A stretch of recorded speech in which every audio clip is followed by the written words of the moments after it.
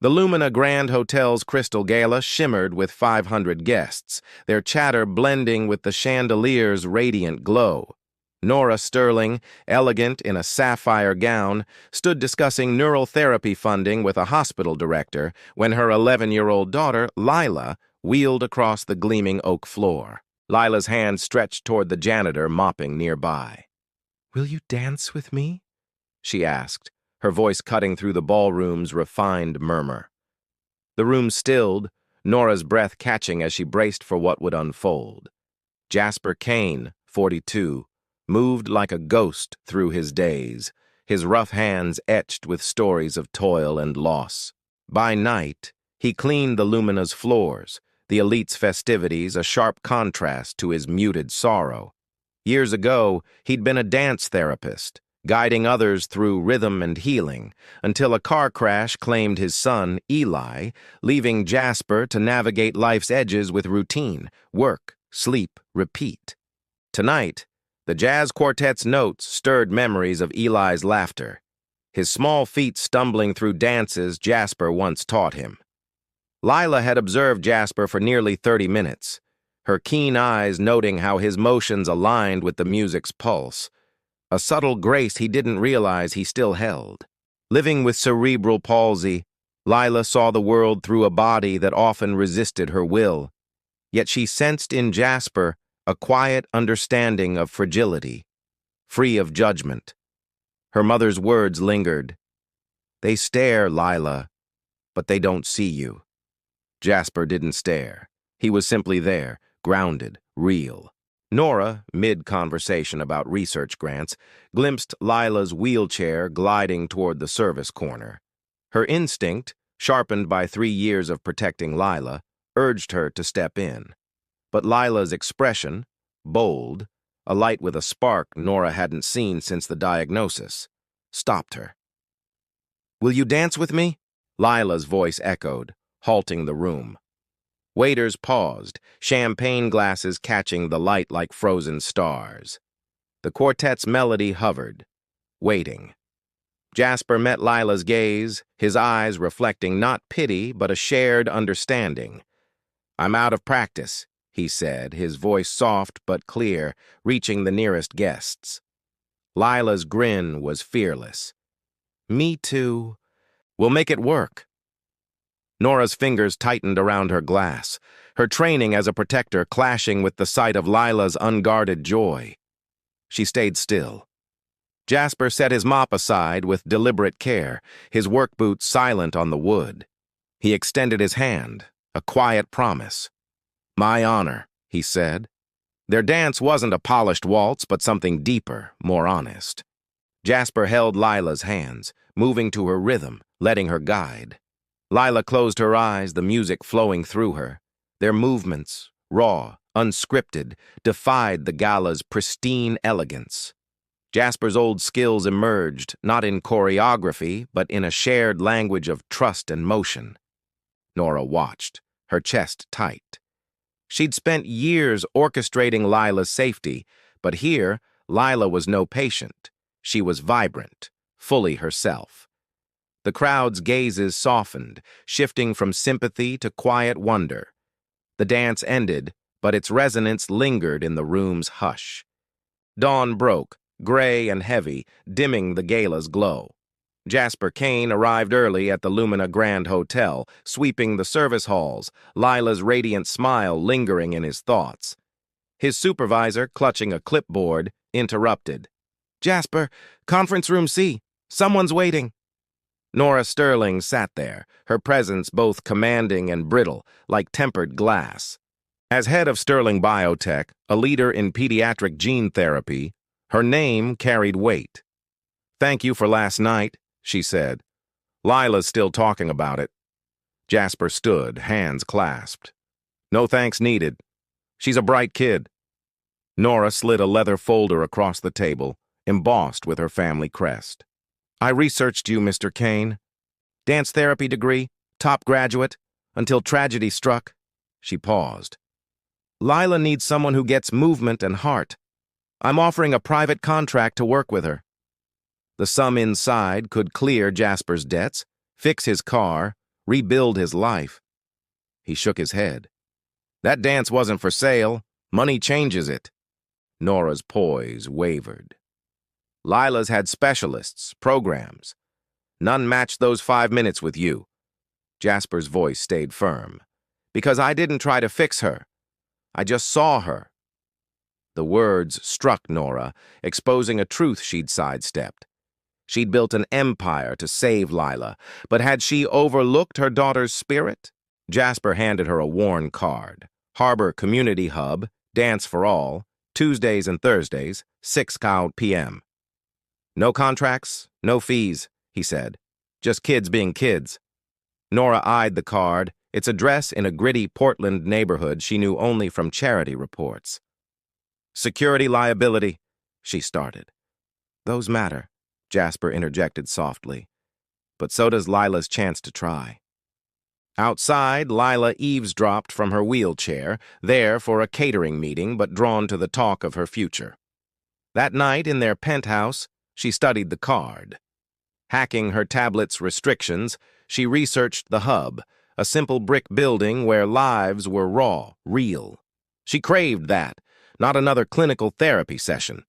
On Thursday, Lila whispered into her phone from the bathroom, booking a wheelchair-accessible taxi while Nora was distracted by a call. Marla, a cabbie with 25 years on Portland streets, helped Lila into the van without prying. "Sure about this place?" Marla asked as they reached the Harbor Community Hub, its warm lights spilling onto the sidewalk. "Very," Lila replied, her heart pounding with anticipation. Inside, the air carried the scent of old wood and hope. Kids of all abilities filled the room, their laughter a vibrant, unbound chorus. Jasper spotted her, his smile warm and welcoming. "Lila, you made it. Music director tonight?" She picked a soft jazz tune, reminiscent of her dad's old hums. The class wasn't therapy. It was discovery, a space to explore without judgment. Jasper guided the group with gentle nudges, never correcting, letting kids stumble and rise on their own terms. Lila moved freely, her wheelchair woven into the dance, not a limitation. When she faltered on a turn, the group paused, then erupted in cheers as she steadied herself. For the first time, she wasn't the only different one. An hour later, breathless and radiant, Lila asked, "Can I stay longer? My ride's not here." Jasper nodded. "Let's work on that turn." Outside, Nora sat in her car, her security instincts having led her to follow Lila's taxi. She watched through the hub's windows, her heart torn between fear and awe at Lila's fearless joy.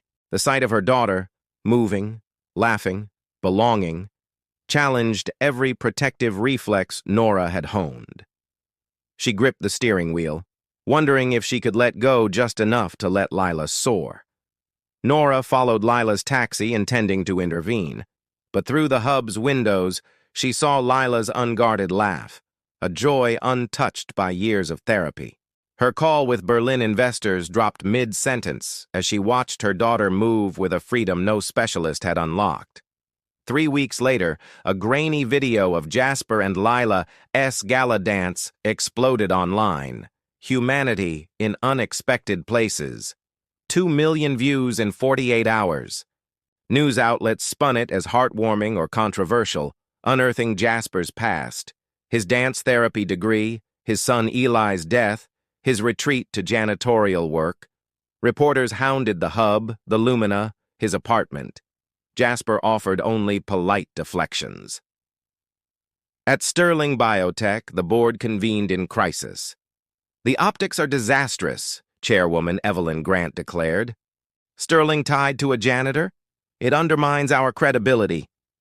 Nora stood, voice cutting. "I've secured Lila the best care money can buy, but in 3 weeks with Jasper, she's found herself. If humanity tanks our stock, we're in the wrong business. Fire me. Lila keeps dancing." The board squirmed, silenced. Jasper faced his own fallout. His boss suggested a less visible role. Co-workers muttered about ulterior motives. After a reporter-swarmed session, Lila asked, "Will you leave?" Jasper knelt, meeting her eyes. "Only if you ask, kid. Promise. Lila's gaze held doubt. Everyone leaves when it's hard. He didn't flinch. Not me. Autumn deepened. Nora attended hub classes, first observing, then dancing. She stumbled, unpracticed. But the parents, focused on their kids, welcomed her without fanfare. I don't know how to let go, she confessed to Jasper. He watched Lila perfect a turn. You don't fix everything, you show up. Nora saw Lila laugh with Ava, their wheelchairs tracing a clumsy duet. She's fearless, Nora whispered. She got that from you, Jasper replied. Nora's eyes shimmered. I've been afraid for 3 years. Jasper nodded. Fear's heavy. Let it go. That night, in their penthouse kitchen, Nora played her late husband's playlist, rediscovering rhythm alone. Lila rolled in. Mom, you okay? Remembering, Nora said. Teach me Dad's song? Lila asked. Nora paused, then smiled. We'll dance it our way. They moved together, wheelchair and all, forging a new family dance. A year later, during a session at the Harbor Community Hub, Lila stood. 3 trembling steps, entirely her own. The room hushed, then exploded in cheers. Jasper stood nearby, ready but not interfering. Nora filmed, not to document progress, but to capture pure joy. I did it, Lila gasped, eyes wide. It feels different. Good difference. After class, she turned to Jasper. If I can walk, do I stop using the chair? He knelt, meeting her gaze. What do you think? Lila paused, then said, I have choices now. Some days I'll walk, some I'll roll. Jasper nodded. Sounds right. Nora, Jasper, and Lila had woven a family, not through legal ties, but through shared moments and trust. At the Hub's first public showcase, Lila took the stage.